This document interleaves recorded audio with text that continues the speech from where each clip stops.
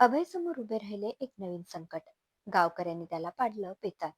जर तुम्ही डोरलं आणि कुंकू लावायचं नाही म्हणालात तर आम्ही इथे आसरा देणार नाही. काय करेल आता अभय? नात्याची नवी पालवी. नमस्कार श्रोते हो, इरा ब्लॉगिंग मराठी या युट्यूब चॅनलवर सर्वांचे हार्दिक स्वागत. आजच्या व्हिडिओमध्ये आपण ऐकणार आहात नात्याची नवी पालवी या कथेचा भाग चौथा. अभयने पुढे होऊन शरण्याला त्याच्या दोन्ही हातांमध्ये उचलले. हा अनपेक्षित धक्का तिच्यासाठी होता. काहीच बोलू नका. मी हे फक्त तुम्हाला मदत करण्यासाठी करत आहे. त्याने हळू आवाजात तिलाच फक्त ऐकू जाईल असे सांगितले. चला जाऊया, असे ती श्रावणीला उचलून घेतलेली महिला म्हणाली. काय बोलावे काही समजत नव्हते. तिला चालता येत नव्हते. त्यात त्याने तिला उचलून घेण्याआधी पहिले पदराने पूर्ण तिची कंबर झाकून घेतली, मगच उचलले. कमीत कमी स्पर्श त्याचा तिला होण्याचा प्रयत्न तिच्यासोबत तोही करत होता. लग्नानंतर तिचा नवरा सोडून अभय हा पहिलाच पुरुष होता जो तिला एवढ्या जवळ जाऊन स्पर्श करत होता. विधवा बनल्यापासून ती कोणत्याही पुरुषाकडे वर तोंड करून पाहत नव्हती.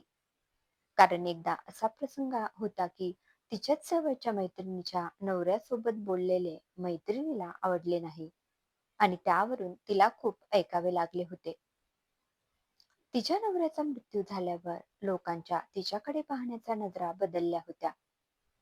हळदी कुंकू समारंभ असो की आणखी कोणता धार्मिक कार्यक्रम, तिचे विधवा असण्याचे कारण पुढे करून कोणीच तिला बोलवत नसायचे.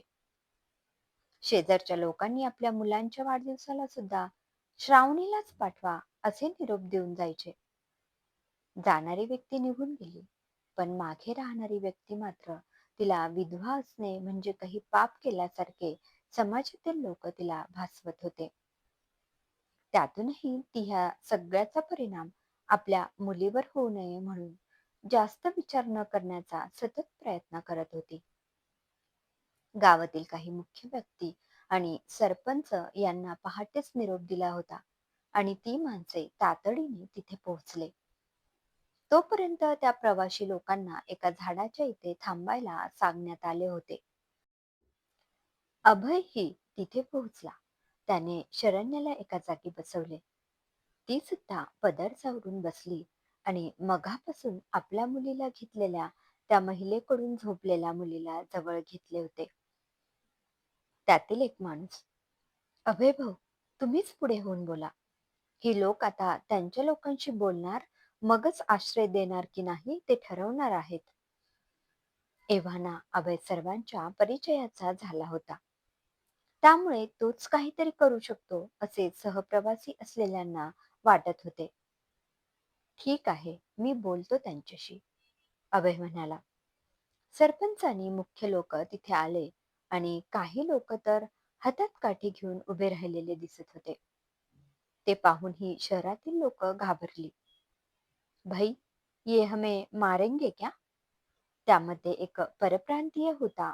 तो बाजूला उभे असलेल्या एका माणसाला भीतच म्हणाला. काय माहित बाबा, यांना आपण चोर तर वाटत नाही ना? दुसराही घाबरून म्हणाला. आधी शांत बसा रे, काय आहे ते पाहू. त्यातलाच तिसरा म्हणाला. मी इथला सरपंच आहे, तुम्ही इथे का आलात? सरपंच जरा विचित्र नजरेने सर्वांकडे पाहून विचारत होते. नमस्कार, आम्ही रेल्वे प्रवासी आहोत. आमच्यावर दरोडेखोरांनी हल्ला केला होता. आम्हाला तुमच्या इथे थोड्या वेळासाठी आश्रय दिलात तर बरे होईल, कारण आमच्यासोबत आमची बायका मुले आहेत. उद्या आम्ही इथून पुढे जाऊ. अभयचा शिक्षकी पेशा इथे त्याने त्याच्या समंजस बोलण्यातून दर्शवला होता. पण आम्ही तुमच्यावर विश्वास का ठेवायचा? मुख्य लोकांपैकी एक वयस्क माणूस कपाळावर आठ्या आणत विचारत होता. नाहीतर काय, लिटून बिटून काय नेलं तर आम्ही कुठं हुडकायचे ह्यासनी? एक गावकरी आपली संशयी नजर त्या सर्वांवर रोखत म्हणाला. तुम्ही आमच्यावर विश्वास ठेवू शकता. आम्ही संकटात सापडलो आहोत. माणुसकीच्या नात्याने तुम्ही मदत करा. आम्ही इथून लवकरात लवकर निघून जाऊ. अभय अगदी हात जोडत त्यांना विनवणी करत म्हणाला. सरपंचाने मुख्य ग्रामपंचायतीमधील माणसे यांनी आपापसात चर्चा करायला सुरुवात केली. गावकरी लोक तर ह्या लोकांना वरपासून खालीपर्यंत पाहत होते. त्यांचे कपडे पळून आणि त्या जंगलातून चालून खराब झाले होते. पावसाची उघडझाप चालूच होती. बरं, ठीक आहे. आता आणि हे गाव सोडून जायच्या आधी तुमची तपासणी केली जाईल. मगच इथून जाऊ शकाल. इथे आहात तर इथले नियम पाळावे लागतील. ती शहरातील थेरं इथं चालणार नाहीत. अभयने मागे वळून सर्वांकडे पाहिले. नजरेने आणि मान उंचावून विचारले आणि त्यांचा प्रतिसाद पाहून पुन्हा सरपंचाकडे बघून म्हणाला की मान्य आहे आम्हाला सगळं. प्रत्येक घरात 2 माणसे जातील. त्याआधी तुम्ही तुमचे नाव आणि माहिती द्यायची. तसेच तुमचा आम्हाला त्रास होणार नाही याची खबरदारीही तुम्हीच घ्यायची. हो, आणि इथे कोणाला मारले तरी समजत नाही. आधी सौम्यपणे, नंतर गावचा धाक दाखवण्यासाठी त्यांनी जणू धमकीच दिली. हो, नक्कीच. त्या प्रवाशांनी आपली माहिती दिली. असे एक एक करत त्यांना घरात राहण्यास सांगत होते. तेवढ्यात अभयची आपली माहिती सांगून झाली आणि त्यानंतर शरण्या पुढे गेली. माझे नाव शरण्या तांबे आणि ही माझी मुलगी श्रावणी तांबे, असे तिने सांगितले. अहो, पण तुम्ही तर ह्या अभ्यसरांच्या पत्नी आहात ना? त्यांच्यासोबत असणारा एक प्रवासी म्हणाला. सर्व उपस्थितांच्या नजरा त्या दोघांवर खिळल्या. कारण अभय सरंजामे असे नाव असेल तर त्याची पत्नी म्हणून तिचे आडनावही तसेच असायला हवे होते. ते त्यांच्या माहेरचे नाव लावतात आणि मला त्याबद्दल काहीच हरकत नाही. खोटे हसू चेहऱ्यावर आणून अभय सांगत होता. आणि गळ्यात मंगळसूत्र आणि कपाळावर सौभाग्याचे देणं नाही? एका गावातल्या बाईने तिच्याकडे निरखून पाहिले. झालं. पुन्हा नवरा नसण्याची जाणीव तिला करून देण्यात आली होती. ही काय भानगड म्हणायची मास्तर? त्यातल्या एका माणसाने दोघांकडे बघून विचारले. सर्व माहिती सांगत असताना त्याचा पेशा शिक्षकाचा आहे हे त्याने सांगून टाकले होते. गावच्या ठिकाणी आता प्रचलित असणारे लिव्ह इन रिलेशनशिपचे वारे वाहिले नव्हते. त्यामुळे पवित्र लग्न संस्कार माहीत असलेले हे गाव त्यांना ह्याबद्दल उत्तर देणे दोघांनाही बंधनकारक होते. आता सत्य सांगण्यावाचून गत्यंतर नाही. म्हणून शरण्या पुढे बोलणार होतीच की, हे पहा, मला माझ्या बायकोवर कोणतीही जबरदस्ती करायची नव्हती. त्यांच्या आई वडिलांनी त्यांना एवढे सांभाळले आणि मग लगेच मी लग्न केले म्हणून त्यांच्या इच्छेविरुद्ध त्यांनी माझे नाव लावावे हे मला मान्य नव्हते. तसेच माझी ह्याबद्दल काहीच हरकत नाही. अभय पुढे येऊन सावरत म्हणाला. शरण्याला आता अजून खोटे बोलण्याचा जास्तच राग येत होता. तो तिच्या चेहऱ्यावरही स्पष्ट दिसत होता. त्याने तिला डोळ्यांनी शांत राहण्याची आर्जव केलं होतं. बरं, मग ते लग्नात डोरलं घालतात ते तरी कुठं आहे? भांगेत कुंकू बी नाही? तिला पुन्हा वर खाली बघून एक गावातील बाई हनुवटीवर हात ठेवून म्हणाली. ते मगाशी त्या गुंडांनी हिसकावून घेतले. आम्ही सुद्धा ते बघितले होते. ह्या ताई तर देण्यास तयारच नव्हत्या, पण हे अभय भाऊ म्हणाले तेव्हाच दिले. शेवटी तेव्हा जीव महत्वाचा होता. प्रवासांमधला एक माणूस माहितीपूर्वक म्हणाला. असं, मग एक काम करा. माझ्या बाजारात नकली दागिने विकण्याचा धंदा आहे. तर त्यातले एक काळ्या मण्यांचं मंगळसूत्र मी देते आणि मोहरं आपल्या ग्रामदेवतेचे राऊळ हाय तिथं जाऊन भांगेत कुंकू भरा. असे हे उघडं कपाळ कसं दिसतंय बघा. विधवा थोडीच आहे ती या. जमलेल्या गावातील एका बाईने आपला सल्ला दिला. पण तिला काहीच सुचत नव्हते. अभयही पेचत पडला होता. आता काय करायचे? कारण देवळात सर्वांच्या साक्षीने ते पण खोटे बोलणे पटत नव्हते. तेव्हाच सर्वांची संशयी नजर त्याने अनुभवली. आता जर आम्ही दोघी नवरा बायको नाहीत हे सांगितले तर ही लोक बाकीच्या लोकांनाही वेठीस धरतील. तो सर्वांचा जीव धोक्यात घालू शकत नव्हता. तसेच हा प्रश्न होता की शरण्याला हे पटेल का?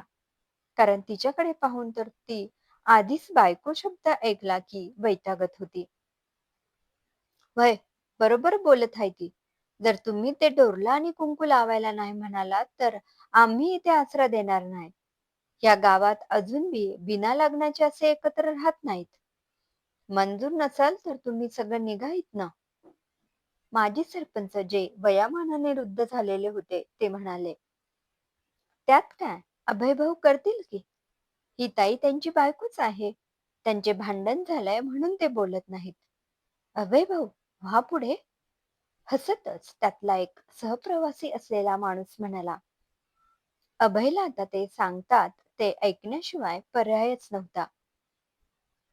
म्हणून तो तिच्या दिशेने पावलं टाकत होता. ती मानेनेच नकार देत होती. त्या बाईने घरातून काळ्या मण्यांचे मंगळसूत्र आणले आणि त्याच्या हातात दिले. तो गळ्यात घालणार तर तिने त्याला एका हाताने अडवले. "माफ करा, मी हतबल आहे. इथे आपण अनोळखी लोकांमध्ये आहोत. एकदा ह्या जीवकडे पहा. सध्या आपला जीव वाचवणे आपले मुख्य काम आहे." तिला ऐकूच येईल तेवढ्याच हळू आवाजात तो म्हणाला, "मी मी वी." ती बोलणार की अचानक तिच्या खांद्यावर डोकं ठेवलेली श्रावणी रडायला लागली. आणखी आडेवेढे तिने घेऊ नये म्हणून त्याने लगेचच तिच्या गळ्यात ते बांधले.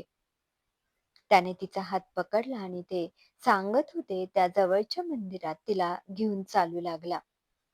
मुलगी रडत होती म्हणून ती तिला शांत करत नकळतच त्याच्यासोबत चालत होती. "हे घ्या, कुंकू आणि कपाळावर नंतर भांगीत भरा." एकाने त्या ग्रामदेवतेच्या मूर्तीजवळ असलेले कुंकू त्याच्याकडे दिले. "भांगेत भरा" हे शब्द ऐकून तिचे लक्ष पुन्हा त्याच्याकडे गेले. त्याने 2 बोटांच्या चिमटीत पकडलेले कुंकू तिच्या कपाळी लावले आणि भांगेत भरणार तेव्हा तिचे अश्रू डोळ्यातून बाहेर पडलेले त्याने पाहिले. तो थांबला आणि एक बोट त्याने कपाळाच्या वरती रेघ मारतात तसे केले. कारण तिला हे मान्य नाही, हाच संकेत तिच्या अश्रूंनी जणू त्याला दिला होता. तिला तो दिवस आठवला जेव्हा तिच्या नवऱ्याचे पार्थिव घरी आणले होते आणि काही बायकांनी तिचे कुंकू पुसले होते आणि गळ्यातील मंगळसूत्र काढले होते.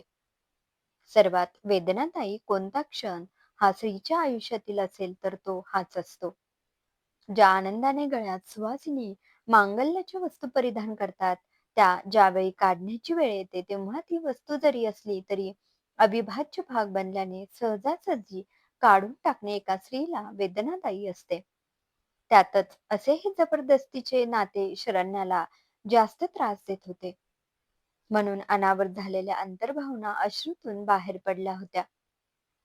"माफ करा," असे बोलून त्याने तिचा हात धरला आणि तिच्या मनाची अवस्था समजून त्याने मुलीला स्वतःकडे घेतले. प्रत्येकजण त्यांना सांगितलेल्या घरात गेले. शरण्या तर शांतच होती. अगदी आपली मुलगी आपल्या जवळ नाही ह्याचे भानही तिला राहिले नव्हते. "जरा तुमच्याकडे काही खायला मिळेल का?" त्याने ज्या घरात थांबले होते तिथल्या लोकांना विचारले. "माझ्या मुलीला भूक लागली आहे, त्यामुळे ती रडत आहे." केविलवाणा चेहरा करून अभय त्यांना म्हणाला. त्यांनी त्या तिघांनाही वाटीत थोडे दूध दिले. तसेच काही फळेही खाण्यास दिली. अभयच्या मांडीवर श्रावणी बसून होती आणि तो तिला भरवत होता. शरण्याने कशालाच हात लावला नव्हता. "थोडे खाऊन घ्या. आजारी पडलात तर जीव पण रडेल." त्याने तिला खाण्यास सांगितले. "भाऊ, तुम्ही लयच गोड बोलता बघा. ह्या वहिनींना सारखं इनवण्या करायला लागतात वाटतं. आमची बघा कसं सारं गपगुमान करती." तिथला माणूस त्या दोघांना उद्देशून म्हणाला, "असे काही नाहीये भाऊ. त्यांच्या पायाला लागले म्हणून त्या जरा शांत आहेत. बाकी काही नाही." त्यावेळीही एक नवरा जशी आपल्या बायकोची बाजू घेतो तसेच त्यानेही घेतली. "होय, असेल तसंच. मी हळदीचा लेप सांगतो बनवायला. डॉक्टर सुट्टीवर गेलाय. नाहीतर त्याने काहीतरी केलंच असतं." तो माणूस म्हणाला. पक्ष्यांचा किलबिलाट आणि बदलणारा काळोखाचा रंग सूर्यदेवाचे संकेत देत होता. सकाळची कामे करण्याची त्यांची लगबग पाहून आपण त्यांना इथे राहून अजून त्रास देतोय अशी अपराधी भावना त्यांच्यासोबतच शरण्याच्या मनातही आली होती. आज काय सूर्यदेव दिसत नाही असंच वाटत आहे. पाऊस काल सारखाच चिकार पडलाय. बाहेर येऊन वरती आकाशाच्या काळ्या ढगांची झालेली गर्दी पाहून अभयला तो माणूस म्हणाला. पुन्हा इथेच थांबावे लागेल असे वाटून अभयला वाईट वाटले. कारण सकाळी इथून निघून पुढचा रस्ता चालायचा म्हणजे जे बोललेलं खोटं आहे ते पण सारखे बोलावे लागणार नाही, असा आधी त्याने विचार केला होता. शिक्षक असून त्याला खोटे बोलणे पटत नव्हते, पण नाईलाज असल्याने त्याने चांगल्यासाठी बोलले होते. त्यातच तेव्हा सर्वांचे भले होते, असे स्वतःच्या मनाला समजावून त्याने विचारांची घोडदौड थांबवली. गावकऱ्यांना सत्य माहीत पडेल का? अभय आणि बाकीचे तिथून बाहेर पडतील का? या प्रश्नांची उत्तर जाणून घेण्यासाठी कथेचा पुढचा भाग नक्की ऐका. क्रमशः. धन्यवाद.